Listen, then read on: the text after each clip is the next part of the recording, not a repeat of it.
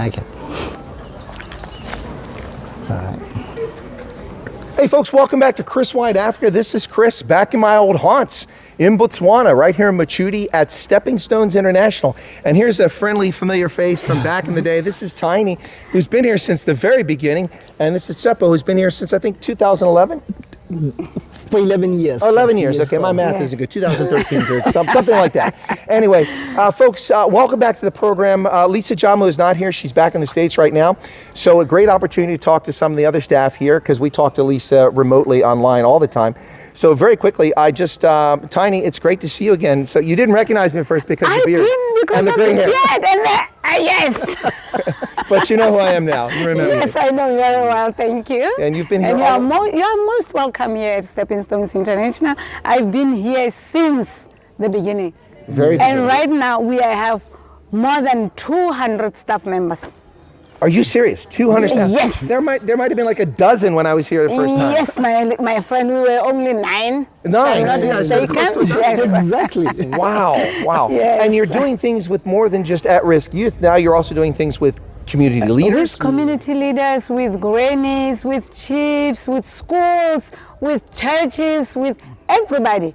And right now we do have pastors here. They are in a workshop. There are more than 30 pastors here. You'll see them after this. Wow. Now, Yes. Tshepo, you were telling me something very interesting a few minutes ago.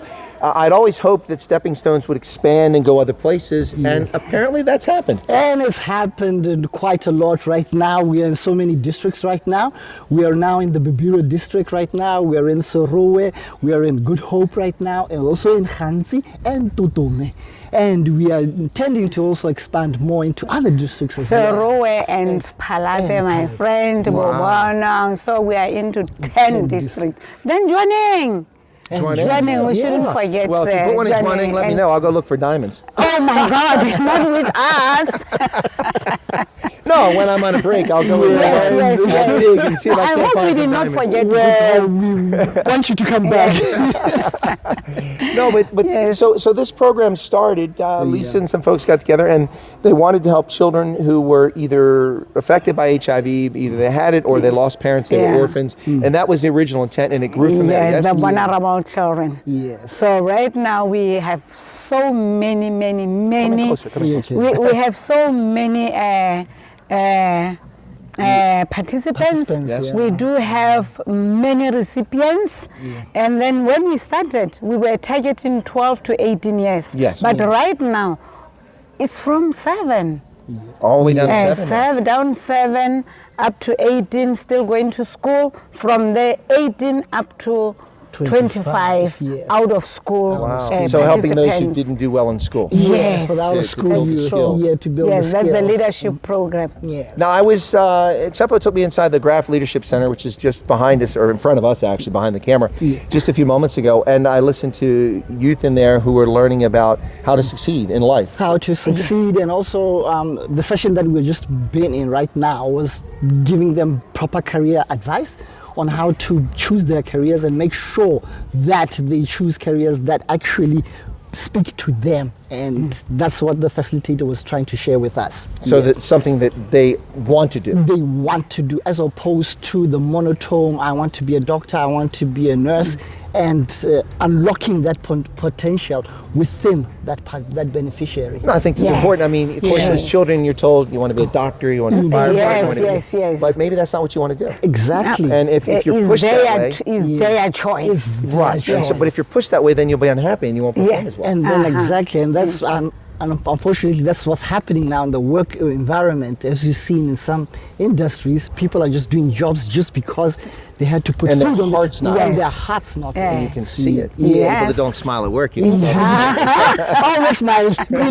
Well, they love their work. I love my work. I get to bring wonderful people like this to my viewers. Yes. I love it too. So, when I was here, it was right after things got really, really bad with HIV in Botswana.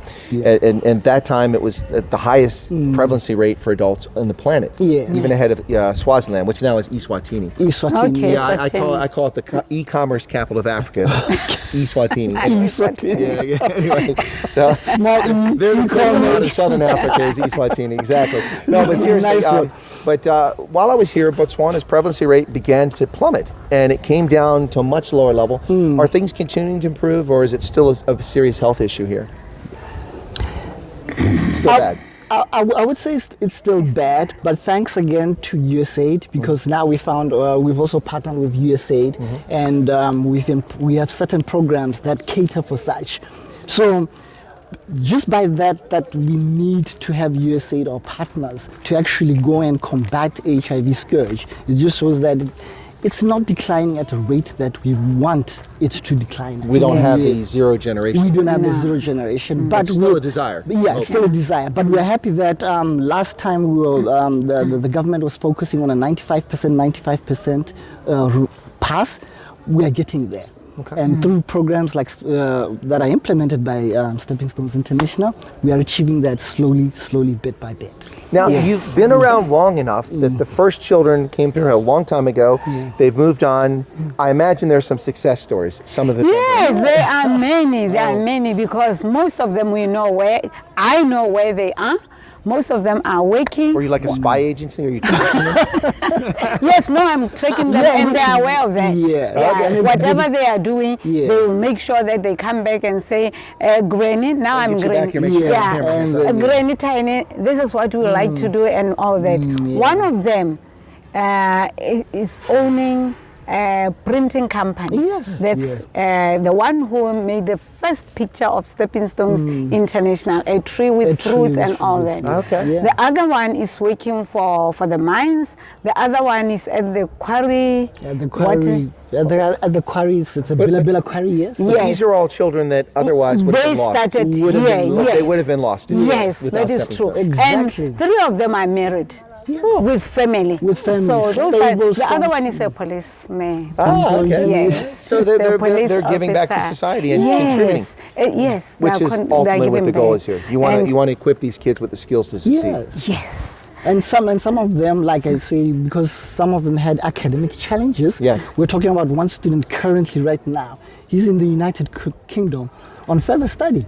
Wow. Simply because of the programs that have been implemented here at Stepping Stones International. Yes. It's amazing. Now, I want to just take a moment, and I'm going to talk about something here because I think this is very important. When I was here, the U.S. European Command, through a program called Humanitarian Assistance, it's just a name for the U.S. government, but it's money that we donate to worthwhile projects, not to governments, but worthwhile projects like Stepping Stones and others, and other organizations like that, to build facilities so you can use them. One of the challenges with this program is that we hope that the programs are self-sustaining, that they continue. And I can report with 100% confidence, and we'll show photographs of this, the buildings that we've constructed here at the U.S. government back in 2008, this one and that one, are still here. They're still in use. And in fact, that building there looks like we just finished building it. It's in immaculate condition.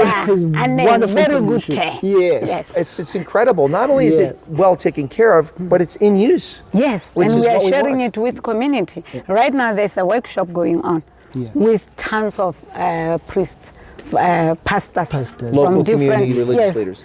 From different faiths. Okay.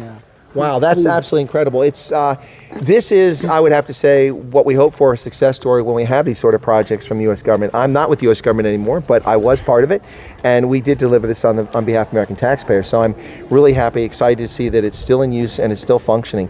Thank you. So, I mean, it's been difficult the past 3 years with the virus and the pandemic and the lockdown. Did it affect what happened here at Stepping Stones? Yes, it did, and it did not. Because with our staff by that time, none of us went on leave. You were all here. We wanted to help our participants. We were just following them wherever they are, because most of the parents went to the field, went to the cattle post, trying to hide from many people. So we were driving from here to them, taking homework, schoolwork to them, giving them food and all that. Really, we were here for them. We did not close. Wow, this is probably, I would guess, based on what you said, one of the untold, unsung hero stories that people probably should hear about. Yes, and no, definitely. You'd be modest, but I think people probably need to hear about that. Yes. I think what we'll do is on a future interview when I'm back in the States, we'll be on Zoom, and I'll get everybody to talk about that. No, definitely. We also partnered with some organizations which provided also food Yes. during this during the COVID pandemic when it was on a high scale.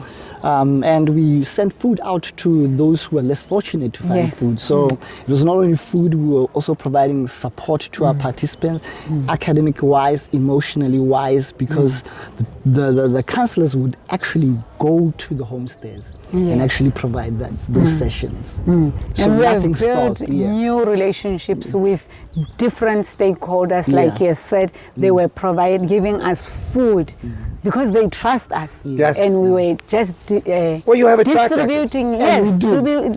distributing it to different families. Yeah. Yes. Excellent. Yes. Well, listen, we could probably talk for hours, but you have things to do, and so I don't want to monopolize all your time. But Tshepo, it's been a great pleasure to meet you. And- Thank you so much, Kayla Boa, and all the best here at Stepping Stones. And thank you so much. And thank you very much for your service. Oh, Yes. you're very Yes, welcome. It's my yes. pleasure. Tiny gets a hug. Thank you.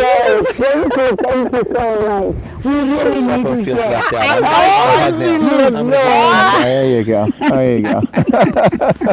He felt left out. I really felt left out, but So I felt guilty. I had to hug him. But anyway, folks, here from Mochudi in Botswana at Stepping Stones International with Tshepo and with Tinny. Thank you for tuning in. We appreciate your support for the program. Be sure to leave a comment behind. If you have questions about Stepping Stones, we'll put the link in so you can find the site if you want to support them in any way or learn more about the program. You're welcome to do that. Thank you very much, folks. Kayla Boa, and we'll catch you next time. Thank you. Bye.